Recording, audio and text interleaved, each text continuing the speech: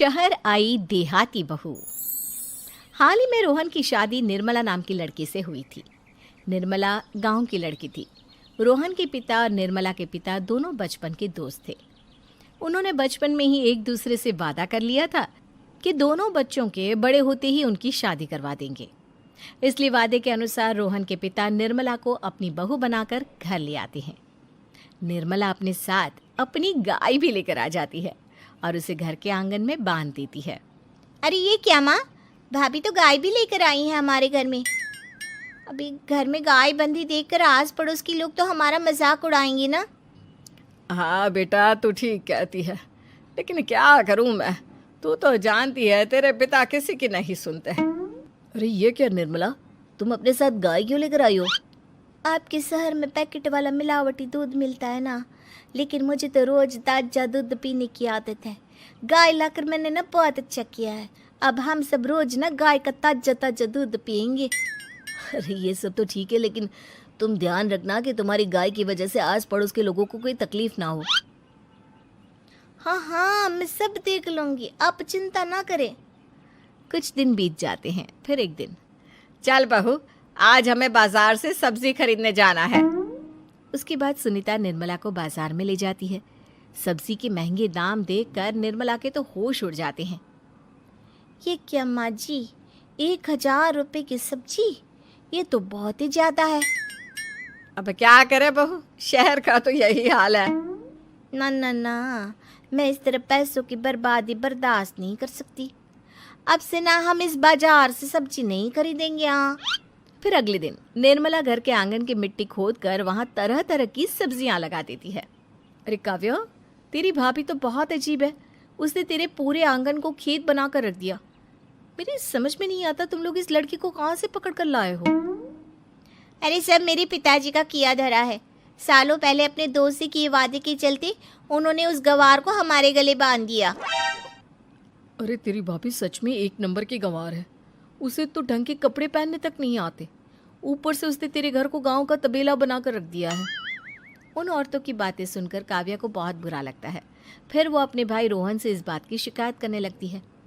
रोहन निर्मला को समझाने की बहुत कोशिश करता है, लेकिन निर्मला के आगे उसकी एक नहीं चलती। फिर एक दिन रोहन निर्मला को एक शादी में ले जाता है। सभी मेहमान खाना खाने में व्यस्त थे। उधर रोहन भी अपने दोस्तों से गप्पे लड़ाने लगता है।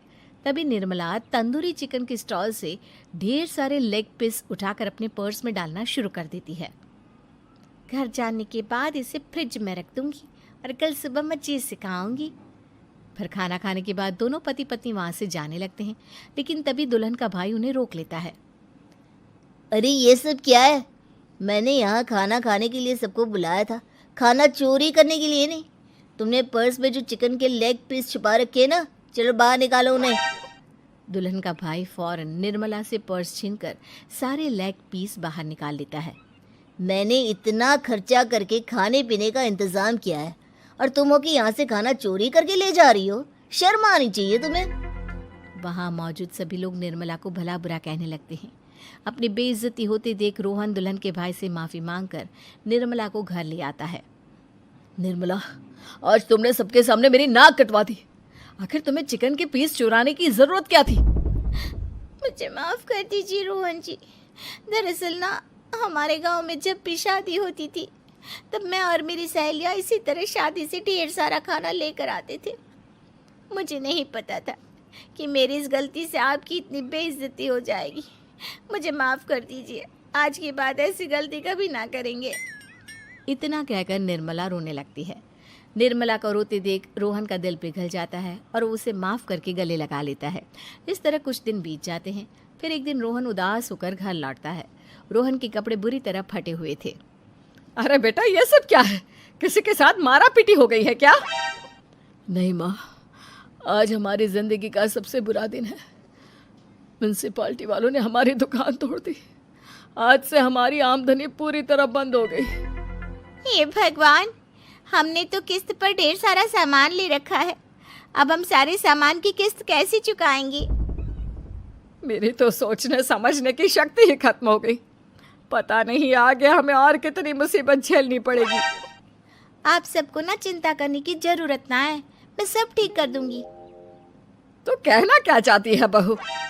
हम ना बोल कर नहीं बल्कि करके दिखाएंगे। हाँ।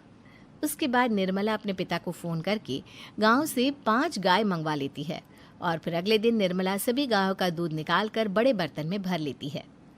तुम ये सब क्या कर रही हो निर्मला? मेरी तो कुछ समझ में नहीं आ रहा। हम ना इन गायों का दूध बेचने जा रहे हैं, उसके बाद हमारे पैसों की समस्या खत्म हो जाएगी। हे भगवान, बस यही दिन देखना बाकी रह गया था। भाभी दूध वाली बनकर दूध बेचेंगी तो मोहल्ले में इज्जत क्या रहेगी हमारी? सभी लोग हमें तरह तरह की ताने मारेंगे। आप ना ऐसी बेकार की बातें ना करो काव्या जी। जब जेब का पैसा और पेट की रोटी छिन जाती है तो इंसान पहले अपने और अपने परिवार के बारे में सोचता है। और वैसे भी जिस काम से हमारा घर चले उसकी कभी ना बुराई नहीं करनी चाहिए। फिर निर्मला दूध के 2 बड़े बर्तन साइकिल के दोनों तरफ लटकाकर मोहल्ले में घूमने लगती है। दूध ले लो, दूध, गाय का ताजा ताजा दूध ले लो, बिना मिलावट का शुद्ध दूध ले लो। चलो चलो आओ भाई, जल्दी ले लो। तभी निर्मला के पास कुछ औरतें आती हैं। अरे तुम तो सुनीता की बहू हो ना, तुम इस तरह सड़क पर दूध क्यों बेच रही हो? निर्मला उन दोनों औरतों को अपने घर के हालातों के बारे में सब बता देती है। देखिए, मैंने ना अभी अभी गाय का ताजा दूध निकाला है। आप सब तो रोज पैकेट का दूध पीती हो, आज गाय का ताजा दूध पी कर देखिए, इसकी ना बात ही कुछ और है। हाँ बहू, मुझे तुम्हारी बात समझ में आ गई। लाओ, मुझे 2 लीटर दूध दे दो। उस औरत की देखा देखी बाकी औरतें भी निर्मला से दूध खरीदना शुरू कर देती है। थोड़ी ही देर में निर्मला सारा दूध बेचकर ढेर सारे पैसे इकट्ठे कर लेती है। उसके बाद निर्मला घर जाकर सारे पैसे अपनी सास को पकड़ा देती है। अरे बहू, इतने सारे पैसे! सच में तेरा आइडिया तो काम कर गया। अरे माँ जी, आप तो बस देखती जाइए, कुछ ही दिनों में मैं अपने घर की सारी समस्या खत्म कर दूंगी। हाँ। फिर अगले दिन से निर्मला गायों के गोबर से ढेर सारे उपले तैयार करके बेचना शुरू कर देती है। निर्मला को पैसे कमाते देख रोहन के अंदर भी हिम्मत आ जाती है और वो भी दूध बेचने का फैसला करता है। निर्मला के कहने पर उसके पिताजी कुछ और गायों का बंदोबस्त कर देते हैं। इस तरह दोनों पति पत्नी मिलकर दूध बेचना शुरू कर देते हैं। कुछ ही महीनों में उनका दूध का व्यापार खूब फल फूल जाता है। इसके चलते रोहन एक बड़ी दूध की डेयरी भी खोल लेता है। पिताजी, जब आपने निर्मला से मेरी शादी करवाई थी तब मैं मन ही मन आपको कोसा करता था, लेकिन आज मेरी समझ में आया कि आपका फैसला बिल्कुल सही था। आज अगर निर्मला ना होती तो पता नहीं हमारा क्या हाल होता। हाँ बेटा, तू ठीक कहता है। हमारी बहू ने तो हमें उजड़ने से बचा लिया। भगवान ऐसी बहू सबको दे। इस तरह निर्मला की समझदारी के चलते सब कुछ ठीक हो जाता है और वो सभी हंसी खुशी अपना जीवन जीने लगते हैं।